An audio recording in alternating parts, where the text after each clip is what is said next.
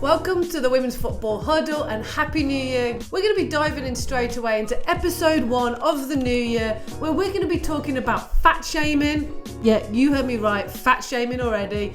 We've also got $1 million signings. We've got new Google searches for women's football. We've got new managers and a few other transfers as well. What a week it's been in women's football. So stick around, let's go through it all. The first place we're going to stop on the world tour this week in football news has to be in Panama, where we've had a fat shaming. Stand up Manuel Arias and collect your I'm a douche award of the year so far, which is impressive work since we're just in January. Now, I do have to put a note in that his comments didn't actually happen in January this year. He's only just been suspended now, which is probably an issue in itself. But what he did do was last May act out and respond in a horrendous way to criticism of the Panamanian state of football. So what happened was last May, Panama women's national team got knocked out of a tournament, and Marta went on the record and said she was really unhappy with the inadequate facilities that are in Panama for women's football at the moment, and these are impacting their ability to, perform on the bigger stage. And this is Marta, who is a star of the Panamanian football team. She's the first scorer of a World Cup goal for Panama at the World Cup. Now, on the other side of this, you have Manuel Arias, who is the acting FIFA president. And he had the opportunity here to sit down with her and say, hey, what should we do? If you're not happy with the facilities, I'm doing X, we should do Y. Let's talk about it. But no.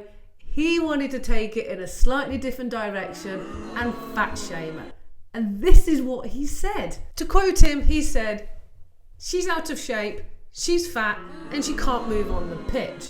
And he didn't just stop there as well. He also said that she basically knows nothing about what's going on in Panama and knows nothing about the game. What the actual hell, Manuel Arias? What are you doing? And how disgusting do you need to be that your reaction to somebody saying, hey, we need to do better here, is to fat shame him?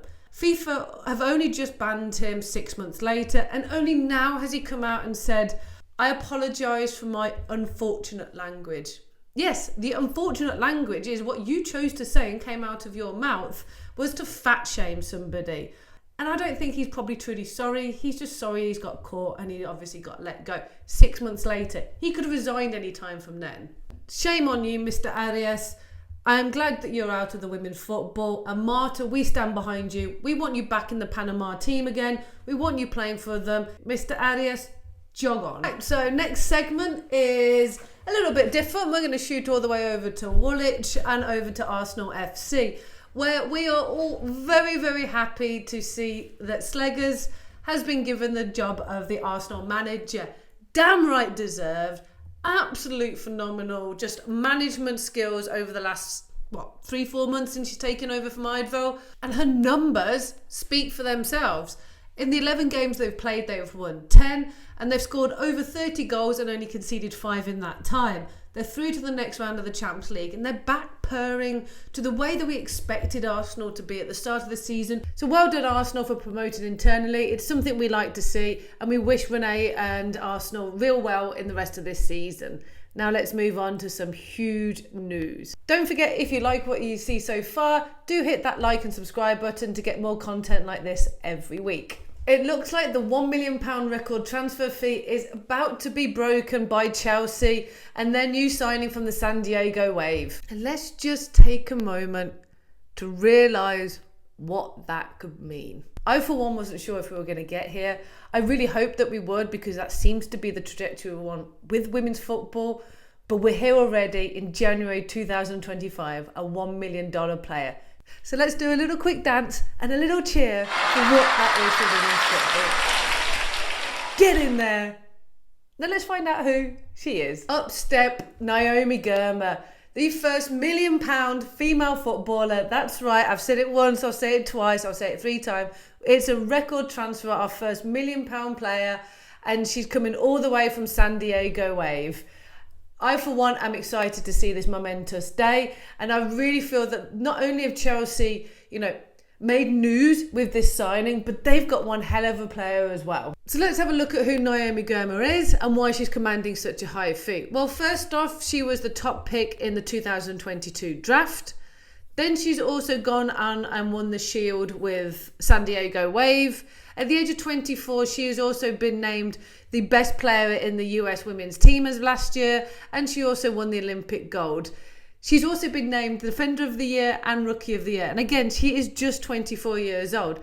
And I have to give it to Chelsea off the back of this, because they really did need to get another central defender in. You know, Millie Bright can't go on forever, and Buchanan's just been ruled out for a number of months with an ACL. So it was shrewd business on Chelsea's part, and they've probably got the best defender in the world. So my question to everybody here is, who's going to stop Chelsea this season? I, for one, don't know. Let me know in the comments what you think. Either way, welcome Naomi, welcome to the WSL. It's a pleasure to have you here. £1 million worth of you. Okay, while we're in the US, let's stay over here and North America in general. So a quick roundup of news over there for the moment is Jonas is swapping the London Lights for San Diego Wave, and Naomi's going in the opposite way. Jonas is obviously going to be managing San Diego Wave. And then Casey Stoney, who was at San Diego initially, she's now taking over the helm at Canada. So we're having a little shuffle around there. But now let's move on to just as big a news as the $1 million transfer is the news around Google and the search for women's football. This move has been welcomed by football fans across the globe in the fact that now when you search for a football team, you have the option at the top of the Google search between men's football and women's football. This is unprecedented move by Google to include women's football in the search and make it easier to find out information about it. This just goes to say how big women's football is getting. And if you're not on the bandwagon already, get your shit. Get your bags, jump on that wagon, because this is fucking rolling, and it's rolling quick. It's fantastic to see it. If you hadn't guessed, I was kind of enthusiastic about this ad. So one of the reasons why they've done this is the fact that with the growth of women's game is that a lot of women's teams now just go by the same as the men's team, but it actually makes it more difficult to be able to find them when you do a Google keyword search. And so if you have a look here, what they've done now is, as I type in Arsenal FC, yes, it defaults to the men's showing of the teams and the information, but you can see this toggle here that I can click on it and it takes you towards the women's football. I mean, it's just brilliant. It's so simple. It's so clean. It's so smooth. So well played, Google, out of this.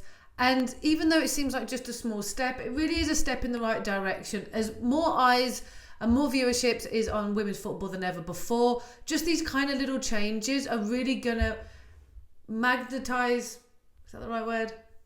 Enhance, add to the growth that is on the women's game, and just more support behind it. So yeah, Google, I'm all for this. Guys, let me know in the comments what you think as well. Okay, and the last segment in today's news is around beer. So everybody put your hands up if you like beer. I like beer. Do you like beer?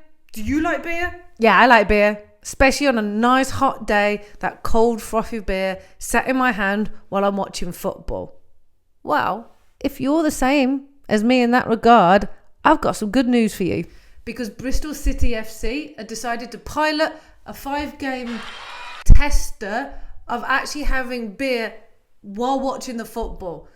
Now, a few of you might say, Fee, that doesn't sound like it's such a big deal. We can watch beer, we can have beer while watching football anyway. Well, not actually true in the UK. So since 1985 and the Sporting Act, we have not been able to have a cold, beautiful beer while sat in the stadium and watching football.